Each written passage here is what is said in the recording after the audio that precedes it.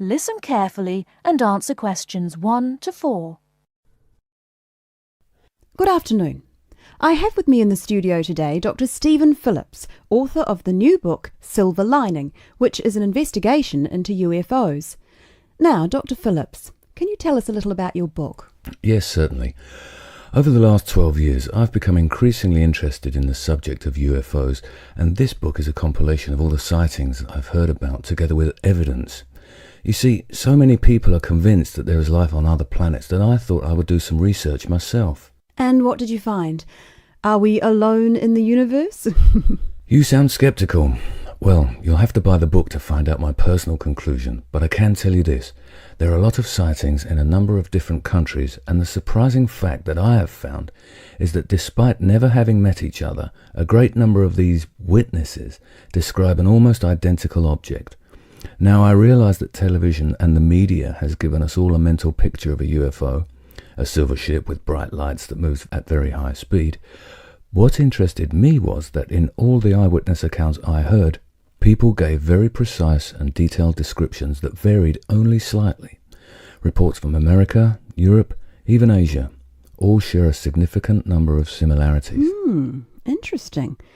Tell me, have you been able to see any evidence yourself? Well, no. My aim in writing this book was not really to present my own opinion, but to gather all the information available and collate it into a kind of reference guide. Personally, I don't have anything much to add apart from the conclusions that I've drawn from the accounts I've heard. I understand that there is a strong body of opinion that claims there is hard evidence that is being suppressed by the American government. Could you comment on that?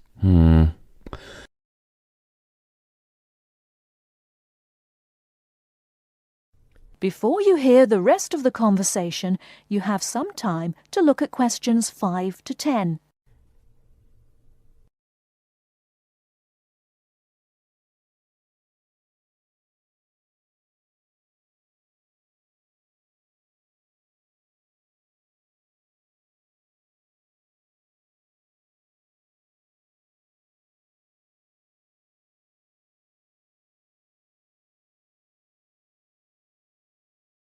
Now listen and answer questions 5 to 10.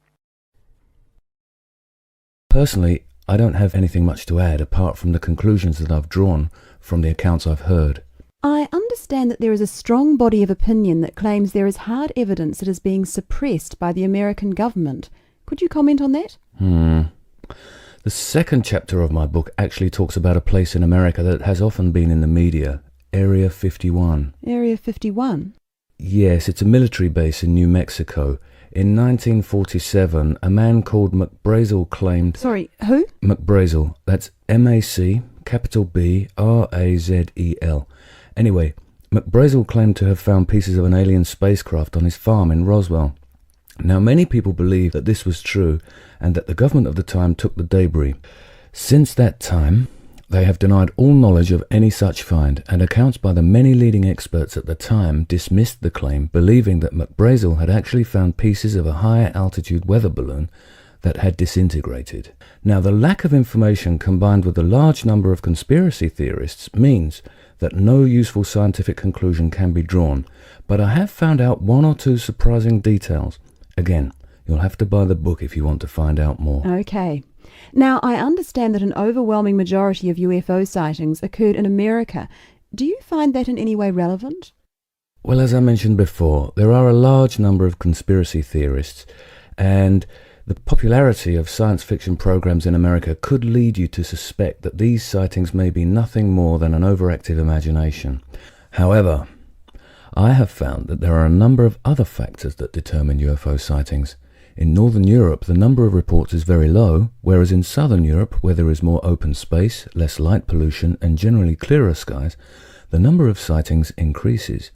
Now, when you consider the vast open areas of America, particularly around New Mexico, there is an argument that UFOs are simply easier to see in certain geographical and climatic situations. Well, I've never thought of that.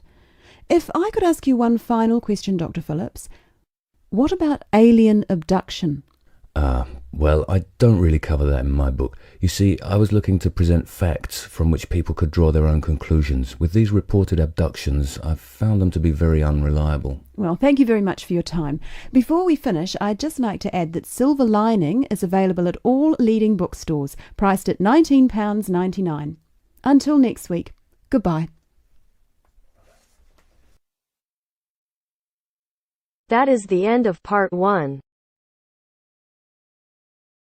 You now have half a minute to check your answers.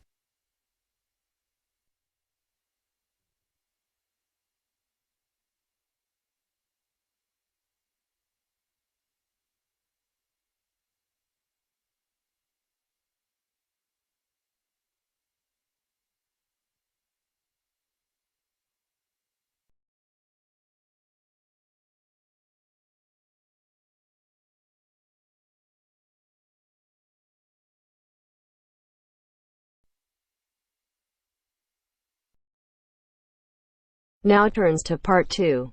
Part 2. You will hear a lecture on bird migration. First, you have some time to look at questions 11 to 17.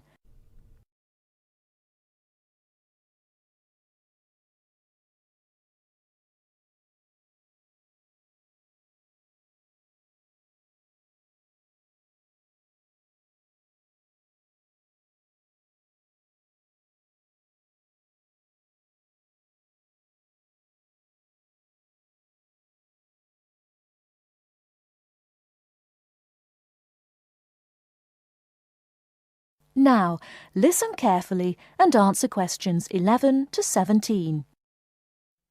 My lecture this evening will focus on the migration of birds. That is, how birds fly in big groups from different parts of the world at certain times of the year.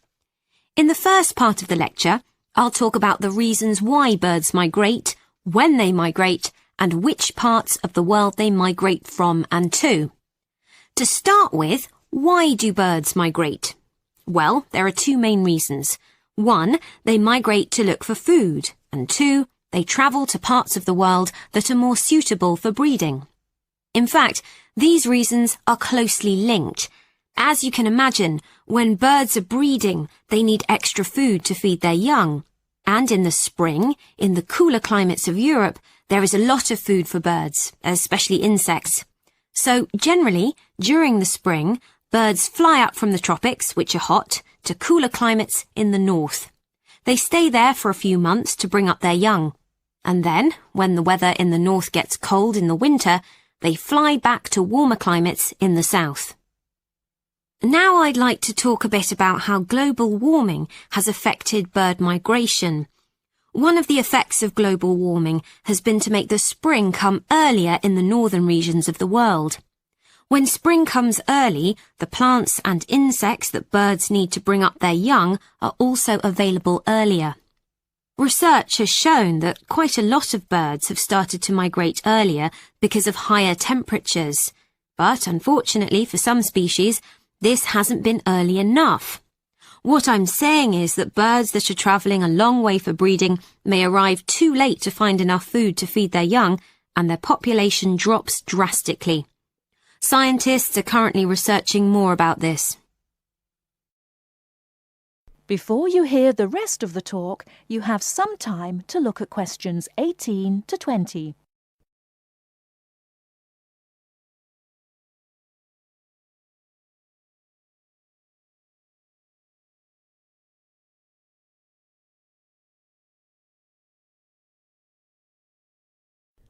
Now listen and answer questions 18 to 20.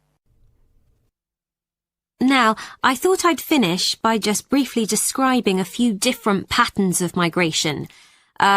Migration varies with the type of bird and the area they come from. For example, one kind of migration is partial migration. This means that some birds in a particular species will migrate and others won't. It usually depends on how the weather affects food supplies, and very often happens in the tropics.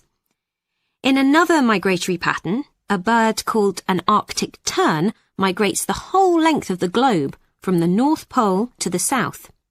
The Arctic tern travels between 12 and 15,000 kilometres each way when it migrates in a complete circle around the world. It's quite amazing. Right, and lastly, I'd like to mention a pattern which isn't nearly as spectacular, but is very interesting. And this is the way many birds migrate across North America. In this pattern, the birds fly northwards in the west of the country and then back south again in the east. So, if you imagine it, they're actually migrating in a circular pattern, like the hands of a clock, not in a straight line, as we might think. That is the end of part 2. You now have half a minute to check your answers.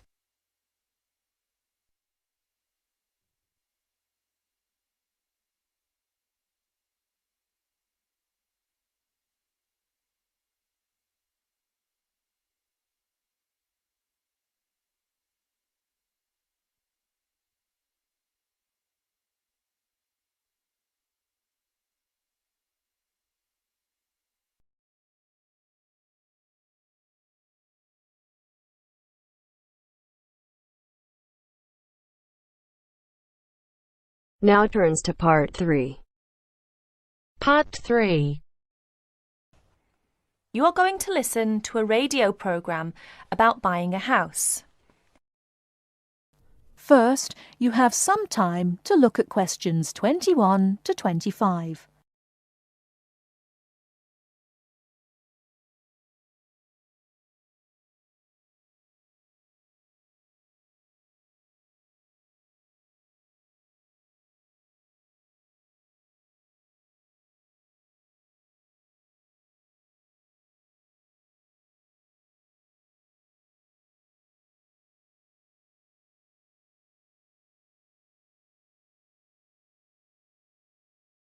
Now, listen carefully and answer questions 21 to 25.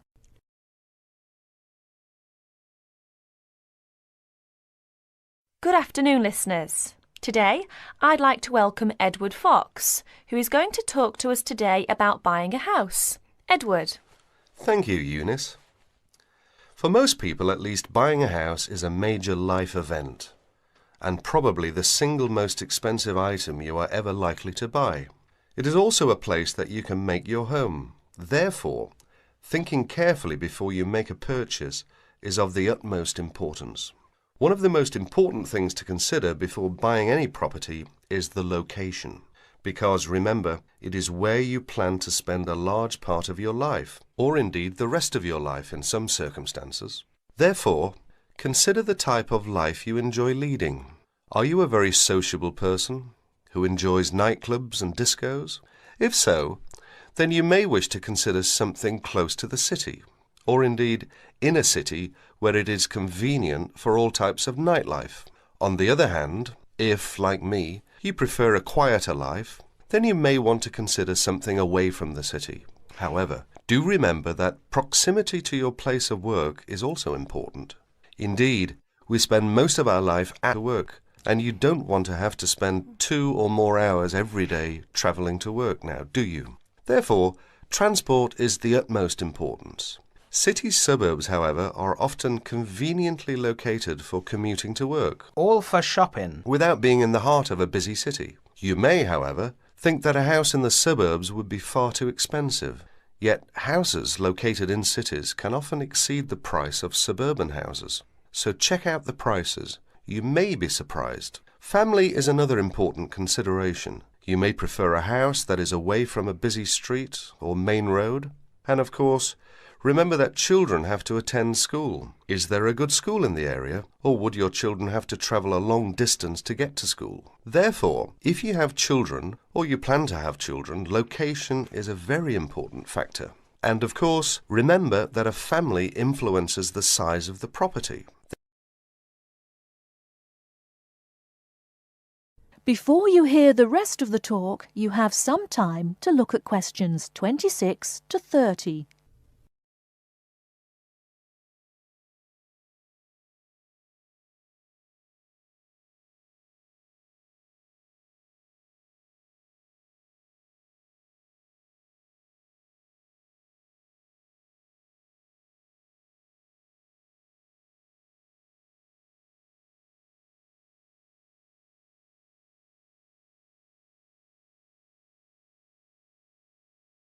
Now listen and answer questions 26 to 30.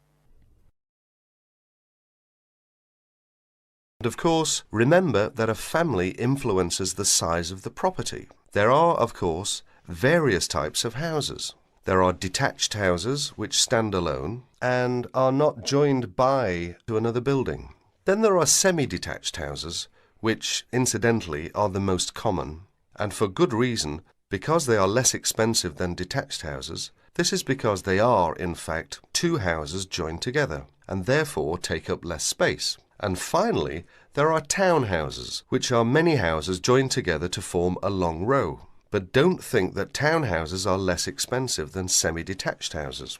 They rarely are. This is because they are usually built in cities where the prices of property is very expensive indeed. The age of property is another consideration.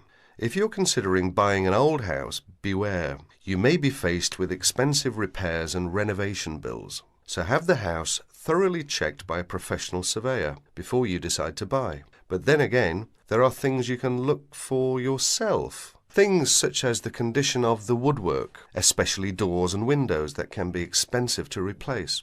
More importantly, make sure all the fixtures and fittings, things such as cupboards, sinks, taps, bathtubs, are all in good working order, because replacing kitchens and bathrooms can be a very costly business.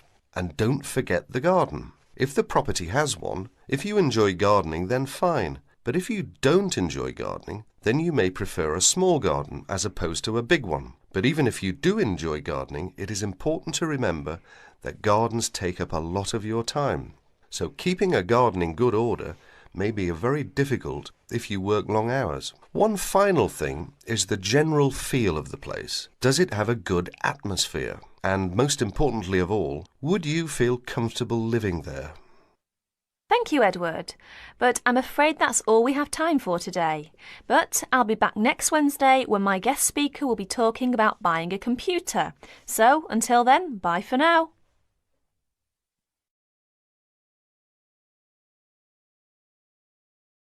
That is the end of part 3. You now have half a minute to check your answers.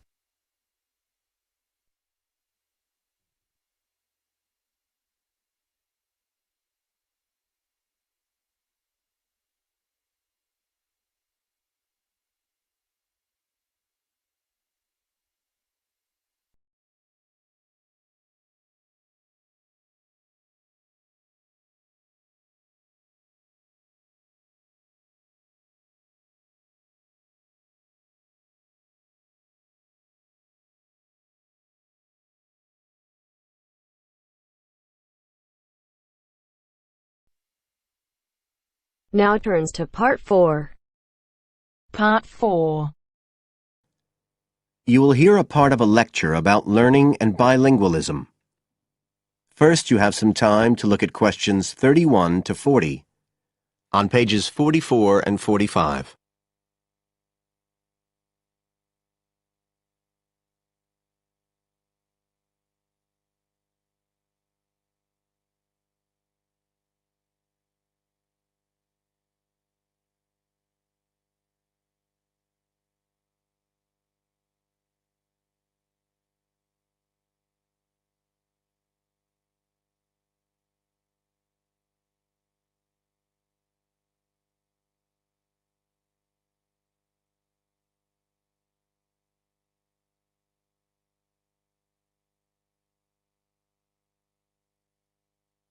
Now listen carefully and answer questions 31 to 40. When we look at theories of education and learning, we see a constant shifting of views as established theories are questioned and refined or even replaced, and we can see this very clearly in the way that attitudes towards bilingualism have changed. Let's start with a definition of bilingualism. And for our purposes today, we can say it's the ability to communicate with the same degree of proficiency in at least 2 languages. Now, in practical terms, this might seem like a good thing, something we'd all like to be able to do. However, early research done with children in the USA in fact suggested that being bilingual interfered in some way with learning and with the development of their mental processes. And so in those days, bilingualism was regarded as something to be avoided, and parents were encouraged to bring their children up as monolingual, just speaking one language. But this research, which took place in the early part of the 20th century, is now regarded as unsound for various reasons, mainly because it didn't take into account other factors such as the children's social and economic backgrounds. Now, in our last lecture, we were looking at some of the research that's been done into the way children learn, into their cognitive development, and in fact we believe now that the relationship between bilingualism and cognitive development is actually a positive one. It turns out that cognitive skills such as problem solving, which don't seem at first glance to have anything to do with how many languages you speak, are better among bilingual children than monolingual ones. And quite recently, there's been some very interesting work done by Ellen Bialystok at York University in Canada. She's been doing various studies on the effects of bilingualism, and her findings provide some evidence that they might apply to adults as well. They're not just restricted to children.